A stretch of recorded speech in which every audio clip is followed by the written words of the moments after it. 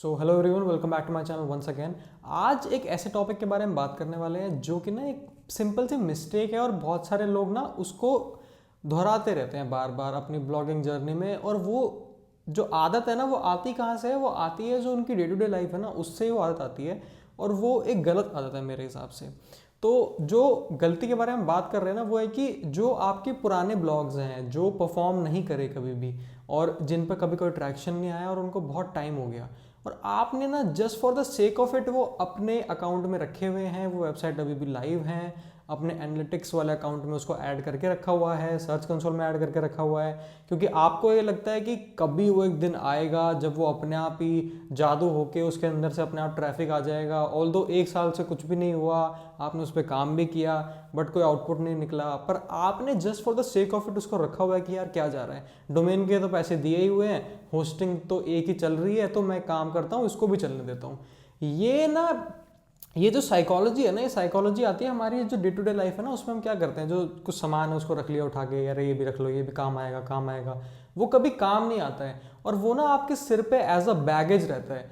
जब भी आप अपना एनालिटिक्स अकाउंट खोलोगे तो वो डोमेन दिखेगा, फिर वो आपको याद दिलाएगा कि यार तुमने एक वेबसाइट बनाई थी जो चली नहीं। और सेम सर्च कंसोल में जाओगे, बार बार देखोगे वो डोमेन नेम लिखा आ रहा है, एक साल हो गया कुछ ट्रैफिक नहीं आया, अंदर से डिसहार्टन फील होता है, एक बैगेज लगता है दिमाग में। इसकी रिकमेंडेशन ये है कि इसको जितना जल्दी हो सके ना, उतना जल्दी इसको डिलीट कर दो।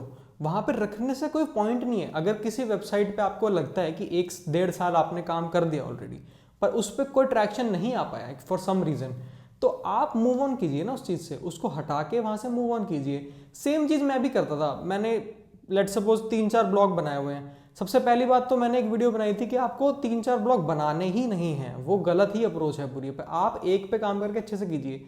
तो ये गलती मैं भी करता था पहले। मैंने बहुत सारे बना लिए, अब उसमें से क्या है, कुछ चलेंगे कुछ नहीं चलेंगे, जो नहीं चले हुए वो भी रखे हुए हैं। वो एज अ बैगेज रहता है आपके साथ में ना।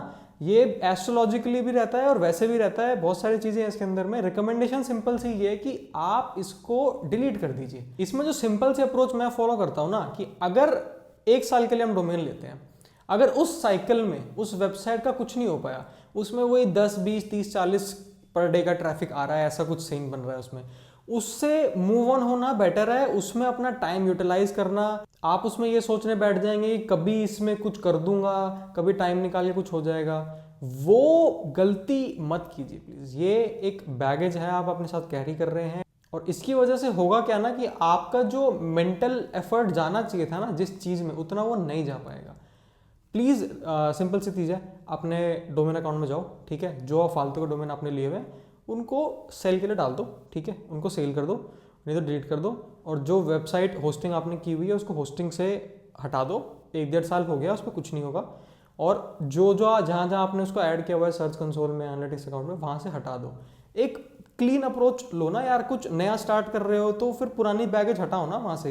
ये थोड़ी कि कुछ सामान आपने नया लिया, पुरानी चीज़ें रख ली उठा उठा के, पुराने कपड़े फेंके नहीं जाते वो उठा के रख लिए, पुराने घड़ी नहीं फेंकी गई, या पुराना कुछ भी फेंका नहीं गया तुमसे, वो अप्रोच यहाँ मत लाओ। वो अप्रोच इन रियल लाइफ भी गलत है वैसे, क्योंकि पुरानी चीज़ें अगर हो गई हैं तो उसको हटा देना चाहिए।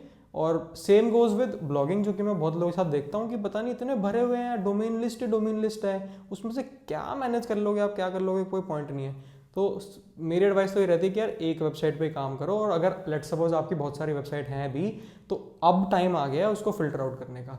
ये अप्रोच है और बहुत बेनिफिशियल रहेगा आपको इन द लॉन्ग रन, अगर आप इसको फॉलो करेंगे। सो आज की वीडियो के लिए इतना ही। Thank you very much for watching.